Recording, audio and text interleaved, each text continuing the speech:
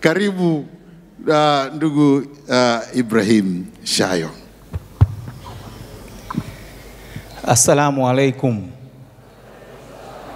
Bwana Yesu asifiwe. Taifa la Mungu, Bwana Yesu asifiwe. Mheshimiwa Baba Makamu Askofu Mkuu wa kanisa hili pamoja na viongozi wote wa kanisa, viongozi wetu wa chama na serikali waliohudhuria katika ibada hii, niseme tu itifaki ikiwa imezingatiwa. Kwa majina naitwa Al-Hajj Ibrahim Mohamed Shayo, ni mkurugenzi wa makampuni ya Ibraline. Ndugu zangu, nimesimama mbele kwa unyenyekevu mkubwa sana, lakini kwa huzuni mkubwa na moyo wenye majonzi. Napenda kutoa pole zangu za dhati kwa familia, kanisa la TAG na wote walioguswa na kwa kuondokewa kwa mtumishi wa Mungu Askofu Dr. Emmanuel Lazaro, askofu wa kwanza wa kanisa letu la TAG. Marehemu alikuwa zaidi ya kiongozi wa kiroho. Alikuwa jirani yangu mwema, mtu mwenye hekima, mwenye ushirikiano wa dhati katika maendeleo ya jamii yetu iliyotuzunguka. Katika maisha yake alisimama kama taa iliyo juu ya mlima, ikitoa mwanga. Narudia, katika maisha yake alisimama kama taa iliyo juu ya mlima, akitoa mwanga wa matumaini kwa wengi. Tunapoomboleza, tuendelee kumwenzi kwa kuendeleza yale aliyoyaamini. Aliamini amani, aliamini mshikamano na maendeleo ya kweli kwa jamii. Ni vigumu kuamini kuwa tumepoteza mtu wa thamani kama Askofu Dr. Emmanuel Lazaro, askofu wa kwanza wa kanisa letu na ni kiongozi aliyekuwa akiendeleza masuala yote ya hekima, busara, upendo na kumcha Mungu. Mimi binafsi nilikuwa naye karibu sana. Na nakumbuka mimi nilikuwa jirani yake kule Shantytown anakokaa marehemu. Mimi ni jirani yake, lakini vile vile kwenye kanisa hili, jirani ya kanisa hili, mimi ndio ofisi zangu za kampuni ziko hapa, na ni mtu ambaye alikuwa akinitembelea na sintakaa nimsahau kwa kunishirikisha tendo moja kubwa sana katika kanisa hili. Marehemu aliwahi kuniita na kunishirikisha ujenzi wa kanisa hili.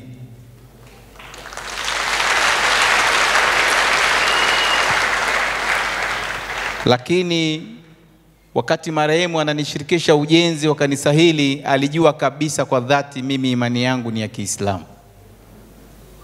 Nini maana yake? Maana yake marehemu hakujali dini katika maendeleo. Wewe una udini gani? Marehemu alichokuwa anahitaji yeye ni mahusiano ya kijamii, pasipo kujali wewe ni kabila gani, wewe ni dhehebu gani. Lakini ndugu zangu, mimi tu niseme kwamba marehemu alikuwa ni mcha Mungu sana sana sana.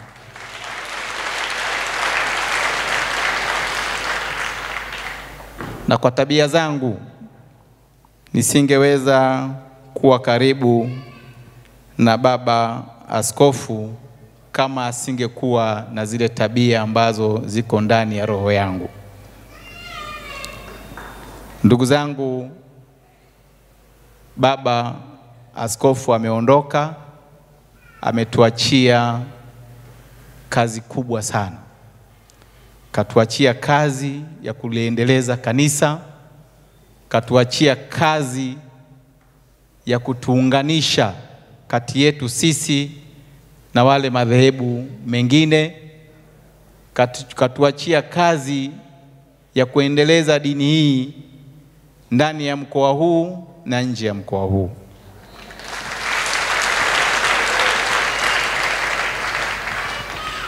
Natamani nimfananishe baba askofu na mtu yoyote kwenye Biblia, lakini kuna kipande cha Biblia nadhani mtakuwa mashuhuda nyie, kinachomzungumzia Dorcas. Naomba nimfananishe baba askofu. Naomba nimfananishe baba askofu na Dorcas yule wa kwenye Biblia. Dorcas alikuwa ni mcha Mungu sana, lakini Dorcas alikuwa ni mwanamke mwenye huruma sana. Lakini Dorcas alikuwa ni fundi wa cherehani. Dorcas alikuwa akishona makoti, alikuwa anawashonea wajane na alikuwa anawashonea bure. Lakini siku Dorcas anafariki, wajane wote walikimbia, wakamchukua, wakampeleka gorofani, na kisa wakakumbuka kwamba Petro yuko nje. Walitoka wawili wakamfuata Petro, na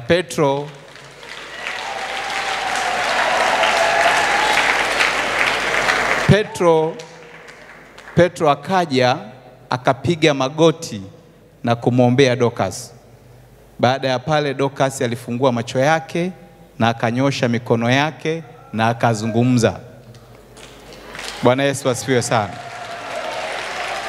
Ndiyo namfananisha baba huyu na Dorcas kwa matendo yake mema. Na tumesikia mahubiri ya mchungaji aliyotupa, ametupa mahubiri mazuri sana. Kwanza staili yake ya mahubiri nimejifunza mengi sana. Kitendo kwanza cha bila kuanza mahubiri kumuita kwanza mpenzi wake amuombee, mimi nimepata faraja sana.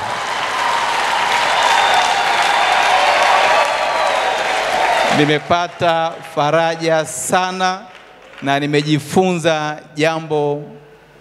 Tuna tabia ya kuwa na maswiti wetu nyumbani kimya kimya, kumbe tuna uwezo wa kuwaita hata kanisani, mama njoo. Baba mchungaji, Mungu akubariki sana. Mungu akubariki sana kwa kumuita switi wako akuombee. Na alipokuombea tukuona miguu inatetemeka.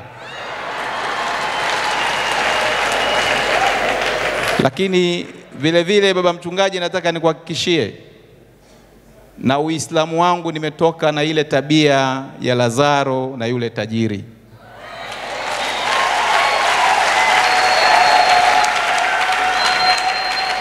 Kumbe unaweza ukawa tajiri hapa duniani, lakini kwa Mungu ukateseka sana. Nimejifunza tusiwaache wale wakina Lazaro, kabla tujashiba sisi washibe wao, ndipo tuone ufalme wa mbinguni. Bwana Yesu asifiwe sana.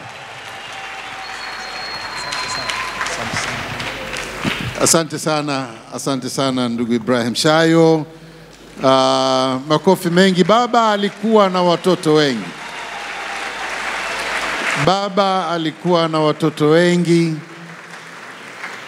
na naamini alikuwa akimuombea pia Bwana Ibrahim.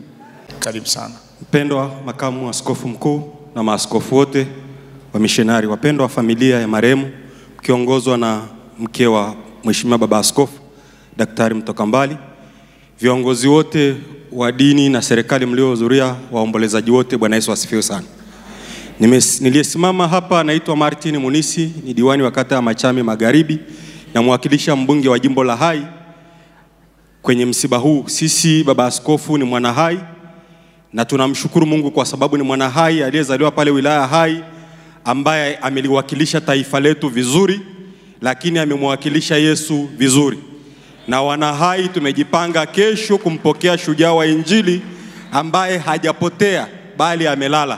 Kwa hiyo sisi watu wa Hai tunajivunia kuwa na mtu wa kipekee kutoka kwenye ardhi yetu, ambaye sio kwamba aliitikisa tu Tanzania, bali ameitikisa Afrika na dunia nzima, kwa sababu tumemsikiliza missionary aliyetoka Marekani akiwa anatoa ushuhuda hapa. Baba askofu huyu hapa Mimi nikiwa mtoto mdogo mwaka 1993 alikuja kwenye mkutano wa Injili kijijini kwetu, kijiji cha Kieri. Kuna saa Askofu Magisa alikuwa anazungumza hapa, maaskofu kidogo hamkumuelewa. Injili ya Askofu Lazaro ni ya tofauti kwa sababu zifuatazo. Nyie watu wakubwa kidogo kule juu, mkitaka kwenda kwenye mikutano wao mnakuja hapa mjini na sehemu zenye watu wengi. Lakini Askofu Lazaro alikuwa anaenda kwenye kitongoji, sehemu ambayo ni kijijini. Askofu Lazaro alikuwa anabeba huo mkutano kwa gharama zote. Alikuwa asemi nitumieni mafuta ili nije, tumieni basi mafuta ya mhubiri ili nijiandae niweze kuja, au mafuta ya kurudi. Askofu Lazaro alikuwa anabeba mambo yote yeye mwenyewe. Sadaka iliyotolewa kwenye mkutano wake pale kijijini kwetu mwaka 93, pesa yote hiyo siku ya Jumapili alimuita mchungaji na baraza la wazee, akasema kuanzia sasa hivi sitaki kanisa la miti hapa, nataka kanisa la bloku lianze hapa. Na sasa hivi kijiji cha Kieri kina kanisa zuri ambalo lina mchango wa baba askofu Emmanuel Lazaro. Kwa hiyo tunaposema tunamsindikiza mtu wa kipekee wa tofauti, ni mtu wa kipekee na tofauti kwa sababu ya alama alizoziacha ambazo hazifutiki. Mwisho, mwaka 93 baba askofu Mungu alisema naye juu ya taifa la Tanzania, taifa la Burundi na Rwanda. Kwa Burundi na Rwanda ilitokea kile kitabu, nikiwa mtoto mdogo nilifanikiwa kukisoma. Mungu alisema naye maneno yafuatayo, samani MC najua napoteza muda, lakini askofu haya maneno hayajasemwa, kwamba Mungu aliwahi kusema na huyu baba juu ya taifa la Tanzania na juu ya taifa la Burundi na Rwanda kwamba wakati wa kupimwa kwao hawataweza kusimama. Kilichotokea mwaka 1994, taifa la Burundi na Rwanda waliingia kwenye machafuko makubwa na mauaji makubwa ambayo nyie mnayafahamu. Na ninaamini kwamba maombi ya Askofu Lazaro yaliweza kuiponya Tanzania, maana Tanzania na yenyewe iliambiwa kwamba itapimwa na haitaweza kusimama kama haitatubu. Na Rais Mwinyi alikipokea kitabu kile, na nadhani kama taifa mlisikia maono ya kitaifa. Kwa hiyo hapa amelala baba wa taifa wa kiroho.